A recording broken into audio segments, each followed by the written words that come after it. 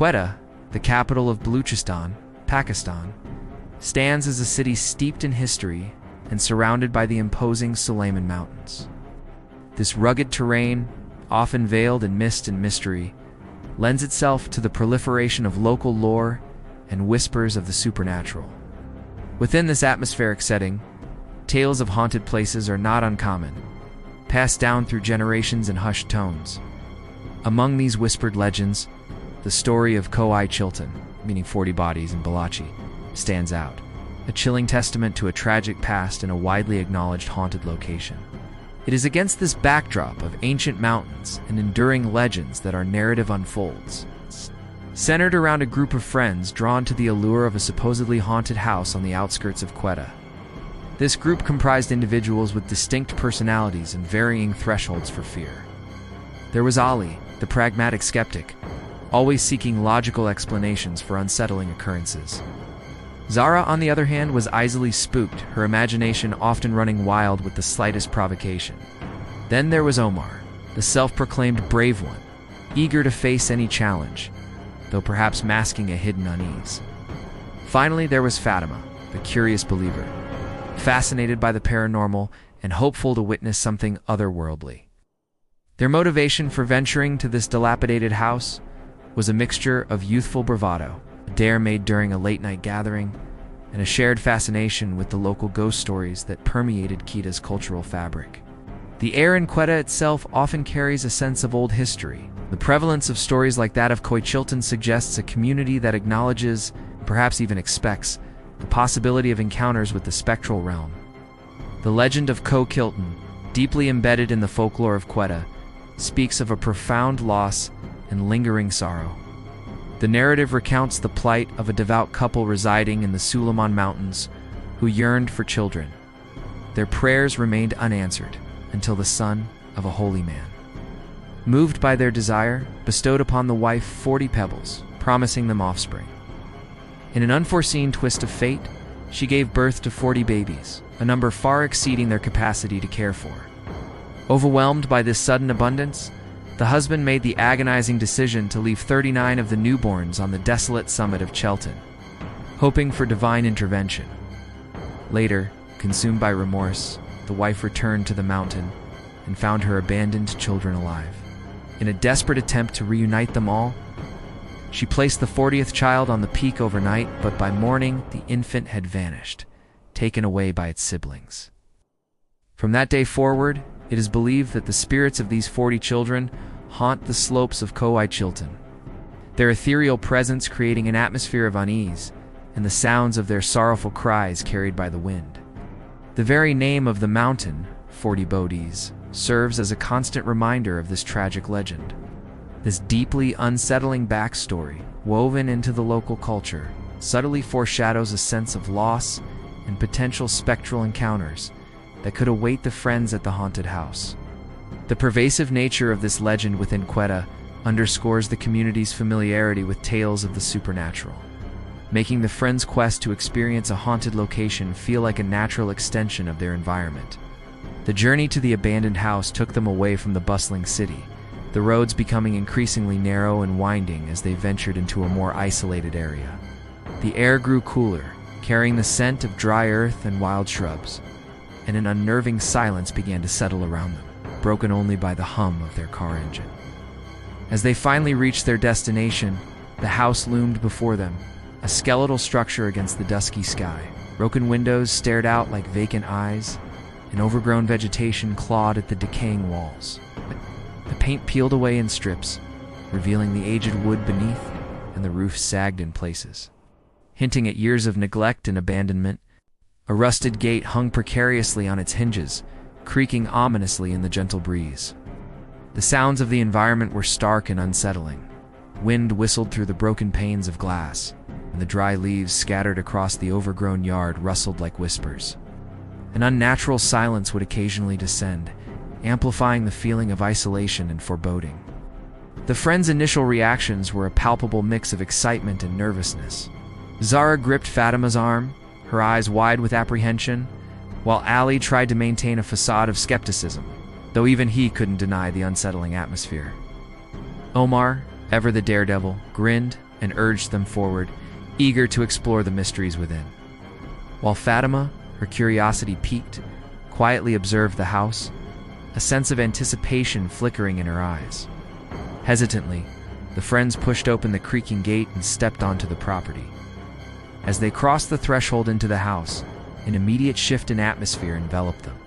The air inside was noticeably colder, heavier, and carried a faint musty odor of damp earth and decaying wood. The sunlight that had briefly illuminated the exterior seemed to vanish, replaced by a pervasive gloom that clung to the shadows in every corner. Navigating through the dimly lit rooms became a challenge. Long, distorted shadows dancing on the walls. By the weak light filtering through the grimy windows, certain areas, complete darkness reigned, forcing them to rely on the flickering beams of their phone flashlights. For Zara, the oppressive darkness triggered an immediate sense of unease, her heart pounding in her chest.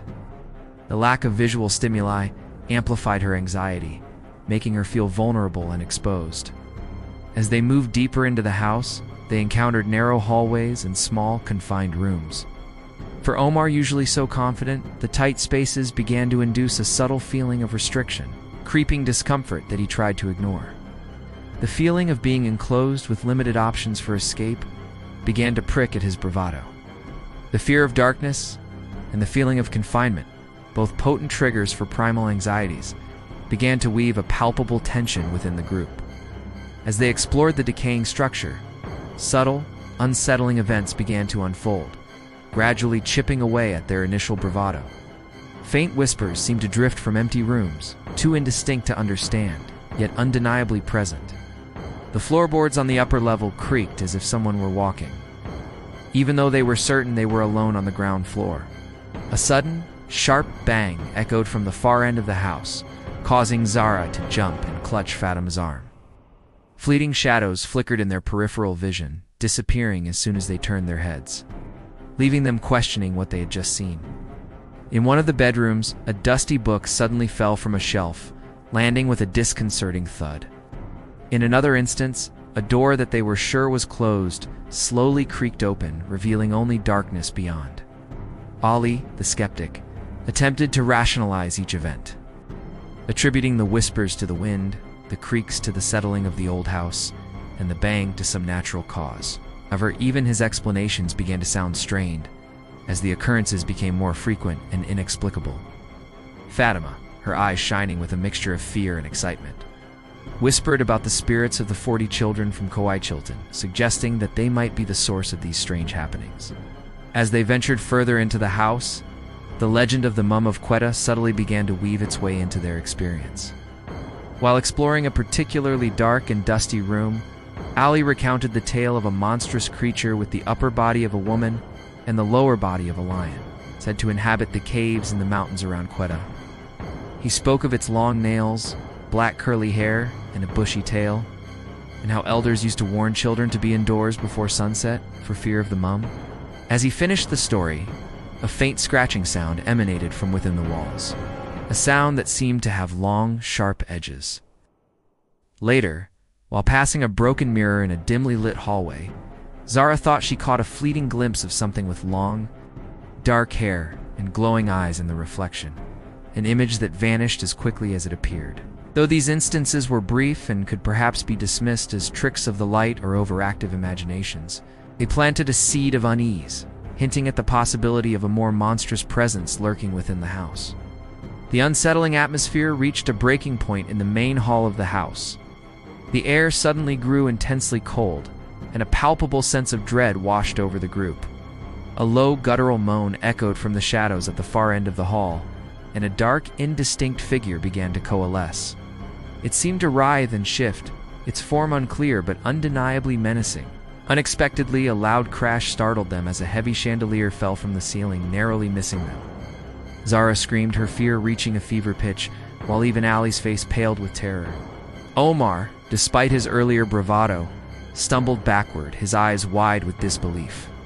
Fatima, though frightened, felt a strange sense of confirmation, as if the stories she had heard were now unfolding before her. The climax of terror had arrived, a direct and terrifying encounter that shattered any remaining skepticism. Panic seized the group, and their only instinct was to escape the oppressive presence within the house. They scrambled back through the hallways, their footsteps echoing frantically in the sudden silence that followed the crash.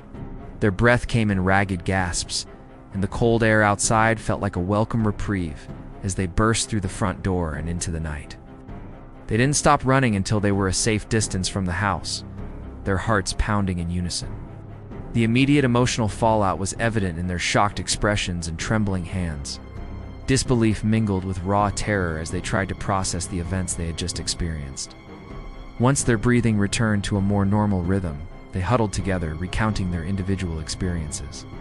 Allie, though shaken, still struggled to fully accept the supernatural explanation, suggesting perhaps it was just their minds playing tricks on them in the darkness. Zara, however, was convinced of what she had seen and heard, her earlier skepticism completely shattered. Omar, humbled by the intensity of his fear, admitted that he had never felt anything like it before. Fatima, reflecting on the experience, spoke about the sorrowful legend of Coachilton and wondered if they had somehow encountered the lingering spirits of the lost children. Their shared experience forced them to confront their deepest fears, revealing their individual coping mechanisms and vulnerabilities. The encounter left a lasting impact on each of them, a shared memory that would forever alter their perception of the paranormal. As they looked back at the dark silhouette of the house in the distance, a faint, chilling whisper seemed to carry on the wind. A subtle auditory cue that hinted at the continued presence within, leaving them with a lingering sense of unease. In conclusion, the friends' venture into the supposedly haunted house outside Quetta proved to be a terrifying encounter, drawing inspiration from local legends like that of Coachilton, and potentially even hinting at the presence of the mythical. The experience exploited common human phobias such as the fear of darkness and enclosed spaces, building suspense through sensory details and subtle unsettling events, before culminating in a moment of intense terror. While their reactions varied according to their individual personalities and levels of skepticism, the shared ordeal forced them to confront their fears and reflect on the power of local legends and the enduring mysteries of the unknown.